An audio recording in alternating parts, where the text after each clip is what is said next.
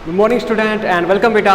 तो बेटा हम आपका साइंस का चैप्टर नंबर 4 था, है ना, 9th क्लास के लिए। वो था आपका स्ट्रक्चर ऑफ एन एटम, कि एटम की स्ट्रक्चर कैसी होती है। ठीक है, तो इसमें हमने काफ़ी सारे स्ट्रक्चर पढ़ ली थी और उसमें कौन सा आज के टाइम में एप्लीकेबल है वो भी देख लिया था।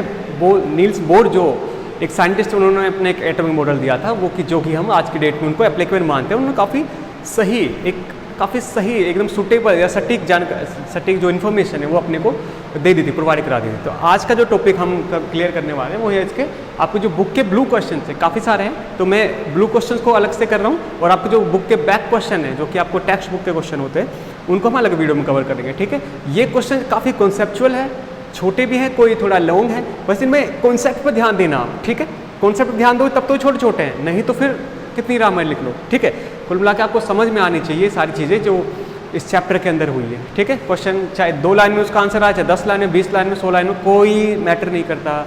आपको समझ आ रहा है, ठीक है, और नहीं आ रहा तो फिर कहानी खराब। ठीक है, तो मैं बुक ले लेता हूँ आपकी और इसमें जो ब्लू क्वेश्चन है वो निकाल लेता हूँ और फिर एक एक करके उसको देख लेते हैं। ठीक है, चलिए जी, फर्स्ट हम क्वेश्चन ले रहे हैं, ये है आपके पेज नंबर 49 पर आपको ये जो क्वेश्चन है ये मिल जाएंगे। ठीक है, और आपके ब्लू क्वेश्चंस का क्वेश्चन नंबर 1 है ये। ठीक है, ये बोल रहा है कि on the basis of Thomson model of an atom explain how an atom is neutral as a whole. मतलब आपको ये बताना है कि जे थॉमसन जो साइंटिस्ट थे, उन्होंने जो एटॉमिक मॉडल दिया था उसके बेस पर ये बताना है कि कैसे एक एटम न्यूट्रल होता है। न्यूट्रल मतलब जितना पॉजिटिव चार्ज उतना नेगेटिव चार्ज। ठीक है, इलेक्ट्रिकली न्यूट्रल उसको बोलते हैं। तो किस तरह बता सकते हो, बहुत सिंपल है। कैसे कि आप थॉमसन का एटॉमिक स्ट्रक्चर बनाइए जो उन्होंने दिया था। उन्होंने बोला था कि एटम एक स्फीयर की तरह से एक स्ट्रक्चर होता है, उसमें क्या पॉजिटिव चार्ज ऐसे भरे भरे रहते हैं, पॉजिटिव चार्ज ऐसे रैंडमली बिखरे रहते हैं स्फेरिकल, ये रैंडमली आपके पॉजिटिव चार्ज आपको मिल जाएंगे। ठीक है, अब क्या बोला था उन्होंने, बोला अब पॉजिटिव चार्ज तो है, इनके बीच बीच में अगेन रैंडमली आपके इलेक्ट्रॉन जो है वो भी ऐसे ही रखे रहते हैं, बिखरे पड़े रहते हैं। ये इलेक्ट्रॉन है आपके, है ना। अब उन्होंने एक चीज बोली, वो ध्यान देने वाली है। उन्होंने बोला कि जितने एक एटम के अंदर जितने नंबर ऑफ इलेक्ट्रॉन होते हैं उतने ही उसी एटम के अंदर नंबर ऑफ प्रोटॉन होते हैं। जितने नंबर ऑफ इलेक्ट्रॉन जितने नंबर ऑफ प्रोटॉन, और प्रोटॉन के ऊपर पॉजिटिव चार्ज होता है, इलेक्ट्रॉन के ऊपर नेगेटिव चार्ज होता है। दोनों के चार्ज की जो क्वांटिटी है, चार्ज की क्वांटिटी तो सेम होती है, लेकिन ये पॉजिटिव होता है और ये नेगेटिव चार्ज होता है।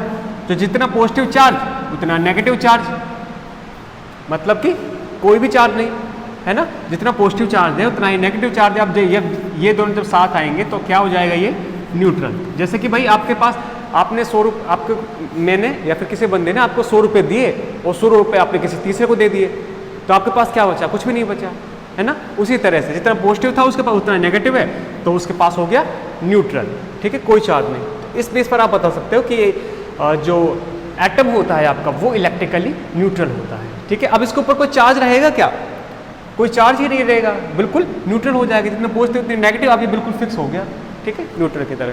तो ये आपका क्वेश्चन नंबर 1 जे थॉमसन के मॉडल का अकॉर्डिंग हमने इसको सोल्व कर दिया। आप पेज नंबर 49 पर ही क्वेश्चन नंबर 2 है, उसको देख लीजिए। वो क्या पूछ रहा है आपसे, वो पूछ रहा है on the basis of Rutherford atomic model which sub atomic particle present in the nucleus of an atom. मतलब आपको ये बताना है कि रदरफोर्ड ने जो एटॉमिक मॉडल दिया था उनके अकॉर्डिंग न्यूक्लियस के अंदर कौन सा सब एटॉमिक पार्टिकल प्रेजेंट होता है। उनके अकॉर्डिंग उन्होंने बताया था कि न्यूक्लियस के सेंटर में, एटम के सेंटर में न्यूक्लियस होता है और न्यूक्लियस के अंदर एक पार्टिकल होता है जिसको आप प्रोटॉन बोलते हैं, और प्रोटॉन के ऊपर पॉजिटिव चार्ज होता है। पूरे ऑल ओवर एटम का 99.9999% जो मास होता है वो आपके न्यूक्लियस के अंदर ही होता है। ठीक है, ठीक है, ये एक्स्ट्रा इन्फॉर्मेशन थी। तो आपको जो आपको उस एलिमेंट का नाम पूछा था, ठीक है, सब एटॉमिक पार्टिकल कौन सा है, वो है आपका प्रोटॉन। ठीक है, तो सेकंड का आपका आंसर हो जाएगा प्रोटॉन। ठीक है, इसको आप नोट डाउन कर सकते हो। मैं आगे बढ़ता हूँ, छोटे छोटे हैं और कोई कॉन्सेप्चुअल भी काफ़ी है ये। अगला देखिए क्या बोल रहा है, draw a sketch of Bohr's atomic model of an atom with 3 shell. आपके जो नील्स बोर ने जो आपको स्ट्रक्चर दी थी एटम की, उसके बेस पर 3 सेल तक आपको एक स्ट्रक्चर बनानी है। 3 सेल मतलब 3 ऑर्बिट होनी चाहिए, तो बना देते हैं। बीच में आपका न्यूक्लियस आ जाएगा, न्यूक्लियस का आप पॉजिटिव से भी दिखा सकते हो या फिर आप ऐसे इसको फिल भी करके दिखा सकते हो। 3 ऑर्बिट बनानी है, 1 2 एंड 3 ऑर्बिट आपने ड्रॉ कर लीजिए। अब नील्स बोर ने आपको ये भी बताया था कि इन ऑर्बिट्स के अंदर या फिर इन सेल के अंदर कितने नंबर ऑफ इलेक्ट्रॉन्स आ सकते हैं, वो भी आप फिल कर सकते हो। जैसे कि फर्स्ट ऑर्बिट में आ जाएंगे 2, सेकेंड ऑर्बिट में आ जाएंगे 8 एंड थर्ड ऑर्बिट में आ जाएंगे आपके 18। तो आप यहाँ पे बना सकते हो 1 2, सेकेंड में कितने 8, 1 2 3 4 5 6 7 8, लास्ट वाली में सॉरी थर्ड ऑर्बिट में कितने 18, तो 1 2 3 4 5 6 7 8 9 10 11 12 13 14 16 17 18 इलेक्ट्रॉन आपने ड्रॉ कर लिए और ये एक इलेक्ट्रॉन की डॉट स्ट्रक्चर हो गई। आप यहाँ पर शो कर सकते हो कि ये आपका न्यूक्लियस है और ये जो है ये आपके इलेक्ट्रॉन्स है। ठीक है, ये हो गए आपके नील्स बोर के क्वेश्चन नंबर 4 है बेटा ये, सॉरी क्वेश्चन नंबर हम 3 को ही कर रहे हैं, क्वेश्चन नंबर 3 है ये। और ये हो गया आपके नील्स बोर के एटॉमिक मॉडल की एक थोड़ी सी एक स्ट्रक्चर। ठीक है, आई होप ये इसमें ज़्यादा कुछ है नहीं, बस आपको बीच में आपको न्यूक्लियस दिखा देना है और आपको नंबर ऑफ ऑर्बिट्स बनानी है। आपको नंबर ऑफ ऑर्बिट में इलेक्ट्रॉन फिल करने के लिए बोला नहीं है, लेकिन हमको पता होना चाहिए कि किस तरह फिल किए जाते हैं। उसके अकॉर्डिंग इन्होंने एक फॉर्मूला दिया था, वो था आपका 2n², जो कि हमने वीडियो में डिस्कस किया था, और उसके अकॉर्डिंग हमने जो इलेक्ट्रॉन हैं वो आप पे फिल कर दिए हैं। ठीक है, नेक्स्ट क्वेश्चन नंबर 4 देख लीजिए।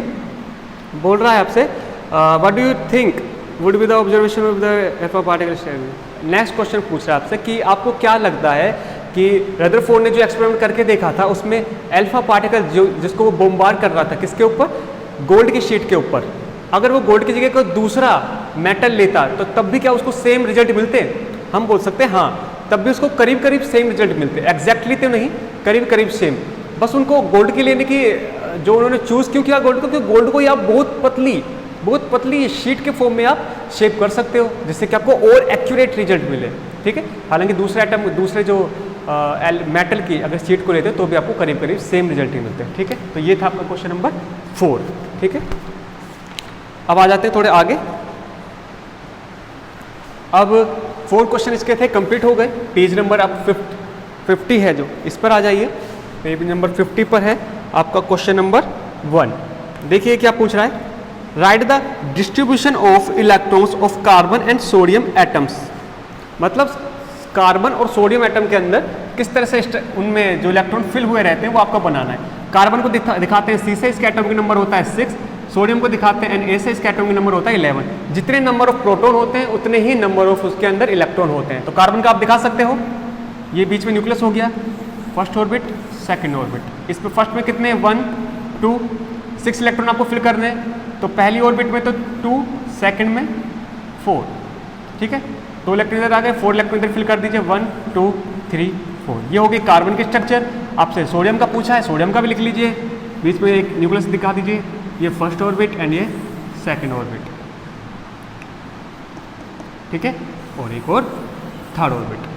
किस तरह फिल किए जाएंगे, फर्स्ट ऑर्बिट में 2 इलेक्ट्रॉन, सेकंड ऑर्बिट में 8 इलेक्ट्रॉन, थर्ड ऑर्बिट में 1 इलेक्ट्रॉन। किस तरह से देख लीजिए, फर्स्ट ऑर्बिट में 2 इलेक्ट्रॉन ये रहे, सेकंड ऑर्बिट में 8 इलेक्ट्रॉन, 1 2 3 1 2 3 4 5 6 7 8 इलेक्ट्रॉन सेकंड ऑर्बिट में कितने हो गए टोटल, अभी 10 हो गए। आपको कितनी फिल करने, 11 इलेक्ट्रॉन। तो ये लीजिए 11 इलेक्ट्रॉन यहाँ पर फिल कर दिया आपने, सिंपल, ज़्यादा कुछ है नहीं। ये है इसका इलेक्ट्रॉन।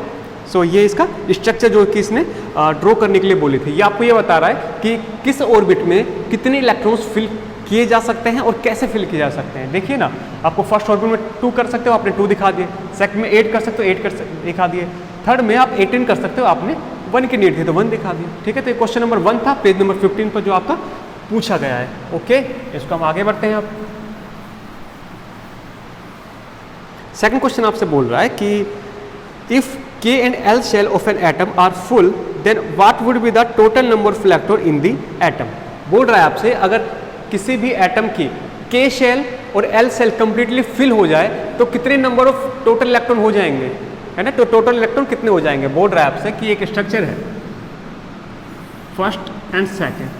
फर्स्ट ऑर्बिट को बोलते हो आप K, सेकेंड ऑर्बिट को बोलते हो आप L। अगर इन दोनों ऑर्बिट में ये कंप्लीटली फिल हो जाए, कंप्लीट फिल हो जाए, कितने इलेक्ट्रॉन है, k ऑर्बिट में आ सकते हैं 2 इलेक्ट्रॉन, l ऑर्बिट में आ सकते हैं 8 इलेक्ट्रॉन। बोल रहा है अगर ये ऑर्बिट्स कंप्लीटली फिल हो जाए तो कितने टोटल नंबर ऑफ इलेक्ट्रॉन्स हो जाएंगे, कितने हो जाएंगे, 2 इलेक्ट्रॉन इसमें, 8 इलेक्ट्रॉन इसमें, 8 + 2 कितना हो जाएगा, 10 इलेक्ट्रॉन। तो बता दोगे आप, तो उसके अंदर आपको 10 इलेक्ट्रॉन देखने को मिलेंगे अगर k orbit and l orbit completely fill है तो। ठीक है, तो इन चीज़ को बस यहाँ पे याद रखने, कुछ ध्यान रखने वाली चीज़ है, और वो ध्यान कब आगे, जब आपको कॉन्सेप्ट जो है वो असल में समझ आ जाएंगे, नहीं तो आप ऐसे ही गोल गोल घूमते रहोगे। ठीक है, और कॉन्सेप्ट ऐसा कुछ हार्ड भी नहीं है इसके। अगली जो मैं क्वेश्चंस ले रहा हूँ वो है आपके पेज नंबर 52 पर, पेज नंबर 52 पर क्वेश्चन नंबर 1। देखिए पूछ रहा है आपसे, how will you find the valency of chlorine, sulphur and magnesium. How will you find the valency of chlorine, sulphur and magnesium. देखिए अब मैं इसमें से आपको वैसे एक टेबल दे रखी है, उसमें इनके जो नंबर ऑफ एटम्स है, या फिर सॉरी इनका एटॉमिक नंबर है वो आपको दे रखा है। जैसे मैं आपको इसमें चलिए क्लोरीन के लिए लेता हूँ, क्लोरीन 70 नंबर पर आता है। अब इसका स्ट्रक्चर बनाएंगे तो कैसे आएगा, पहले तो इसमें इलेक्ट्रॉन देख लीजिए किस तरह फिल किए जाएंगे। फर्स्ट ऑर्बिट में 2 इलेक्ट्रॉन, सेकंड में 8 इलेक्ट्रॉन, थर्ड में 7 इलेक्ट्रॉन, ये हो जाएंगे टोटल 70। 8 + 2 10, 10 + 7 17। इसके स्ट्रक्चर देख लीजिए किस तरह रहेगी, 1 2 3 ऑर्बिट आपने बना दी, बीच में आपका हो गया न्यूक्लियस। ठीक है, न्यूक्लियस में अब देखिए फर्स्ट ऑर्बिट 2 इलेक्ट्रॉन बना दिया आपने, सेकंड में आपने 8 इलेक्ट्रॉन, 1 2 3 4 5 6 7 8। थर्ड ऑर्बिट में 7 इलेक्ट्रॉन, 1 2 3 4 5 6 7 7। अब अगर इसको ध्यान से देखिए, मैंने बोला था इसको वैसे तो चाहिए 18 इलेक्ट्रॉन इसके आउटर मोस्ट ऑर्बिट में होने चाहिए, लेकिन अब यहाँ पे एक नया पॉइंट सुनिए आप। अगर ये मैंने बताया था, अगर किसी भी एटम के आउटर मोस्ट ऑर्बिट में 8 इलेक्ट्रॉन है तो वो हाईली स्टेबल बोला जाएगा, हाईली स्टेबल।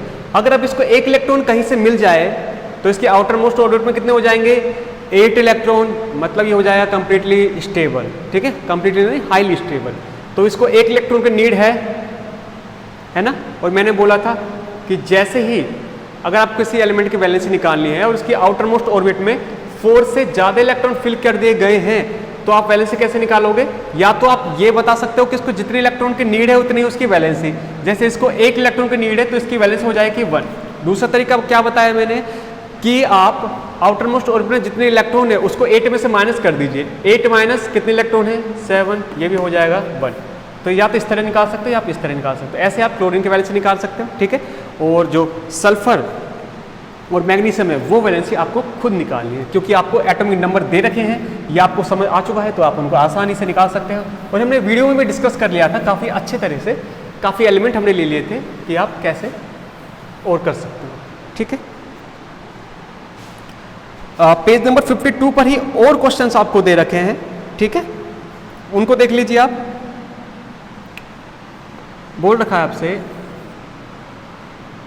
क्वेश्चन नंबर 2 देख लीजिए इसको। बोल रखा है आपसे, if number of electron of an atom is 8 and number of proton is also 8, then what is the atomic number of an atom and what is the charge of the atom. बोल रखा है आपसे कि एक ऐसा element है जिसके अंदर 8 प्रोटॉन है और 8 ही इलेक्ट्रॉन है, तो इसका नाम बताओ। 8 प्रोटॉन है तो मतलब एटॉमिक नंबर कितना हो गया 8, और जिसका एटॉमिक नंबर, जिसको जेड से दिखाते हो, एटॉमिक नंबर 8 होता है, वो होता है आपका ऑक्सीजन। ठीक है, वो ऑक्सीजन होता है आपका, ये फर्स्ट ऑर्बिट और ये सेकंड ऑर्बिट। ठीक है, इसमें आप एक इलेक्ट्रॉन फिल कर सकते हो, 1 2 3 4 5 6। अब 8 इलेक्ट्रॉन है, 8 प्रोटॉन है।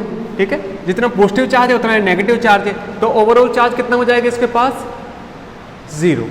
ठीक है, अगर मान लो ऐसा होता ना कि 8 प्रोटॉन है और 7 इलेक्ट्रॉन तो इसके ऊपर चार्ज आ जाता, या फिर ऐसे होता 7 प्रोटॉन है और 9 या फिर 10 इलेक्ट्रॉन हो जाते हैं तो भी इसके ऊपर चार्ज आ जाता है। लेकिन अभी जितने नंबर ऑफ प्रोटॉन, जितने पॉजिटिव चार्ज है उतना नेगेटिव चार्ज है, तो ओवरऑल चार्ज इसके ऊपर हो गया 0, और इसका नाम है एलिमेंट का ऑक्सीजन।